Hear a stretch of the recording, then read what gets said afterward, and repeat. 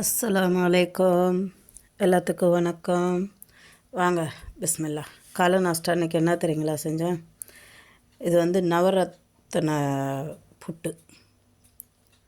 நவரத்தின புட்டுக்கு தேவையானது நான் கொஞ்சம் கம்பு எடுத்தேன், கொஞ்சம் சோளம் எடுத்தேன், கொஞ்சம் கேழ்வரகு, அப்புறம் கொஞ்சோண்டு பாசிப்பயிறு தோல் உள்ளது இதெல்லாம் எடுத்து கொஞ்சம் அரிசி புழுங்கரிசி இதெல்லாம் எடுத்து கொஞ்சம் வறுத்து நல்லா கழுவிட்டு வறுத்து உடச்சிக்கிட்டேன். ரவை பதத்துக்கு உடச்சிக்கிட்டு உதிரி புட்டா இட்லி பாத்திரத்தில் அப்படியே போட்டு புட்டு மாதிரி அவிச்சேன்.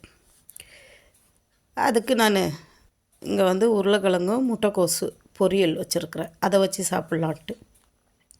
ஏன்னா டிஃப்ரெண்ட்டாக இருக்கும். இந்த நவரத்தின புட்டுக்கு இப்படி பொரியல் வச்சு சாப்பிட்டோமா அது ஒரு டேஸ்ட் தனியாக தெரியும். ஏன்னா இதில் நம்ம பாசிப்பயிறு இருக்குது, அப்புறம் வந்து கம்பு, சோளம், கேழ்வரகு இதெல்லாம் போட்டு நல்லா கழுவி வறுத்து பொடி பண்ணி வச்சு நான் இட்லி பாத்திரத்தில் பாருங்கள் புட்டு செஞ்சேன். நவரத்தின புட்டு சூப்பராக இருக்கும். உடம்புக்கு ஹெல்தியானதும் கூட. உங்களுக்கும் டைம் கிடச்சா நேரம் இருந்தால் இன்ஷா அல்லாஹ் செஞ்சு சாப்பிட்டு பாருங்கள். அப்புறம் நமக்கு எப்பயும் போல் ஒரு கட்டஞ்சாயா பிடிச்சிருந்தா ஷேர் பண்ணுங்கள், சப்ஸ்கிரைப் பண்ணுங்கள், மறந்துடாதீங்க. இது உங்கள் சேனல், மிக்சிங் சேனல். கமெண்ட் பண்ணுங்கள். நவரத்தின புட்டு எப்படி இருக்குது? இது சர்க்கரை போட்டும் சாப்பிட்லாம், சும்மா வெறும் ஏதாவது ஒரு குழம்பு, மீன் குழம்பு இது மாதிரி இருந்தாலையும் போட்டு சாப்பிட்லாம். நான் இன்றைக்கி பொரியல் கூட வச்சு சாப்பிட்டு பார்க்குறேன். வாங்க.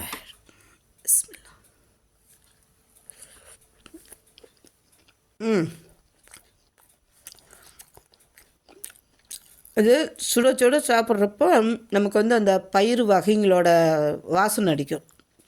இந்த கம்பு, சோளம், நான் இதில் கொஞ்சோண்டு கொள்ளும் கலந்துருக்கிறேன், சொல்ல மறந்துட்டேன். கொஞ்சம் கொள்ளும் கலந்தேன். நமக்கு அந்த தானியத்தங்களோட வாசனை அடிக்கும். பொரியல் கூட நல்லாயிருக்கு.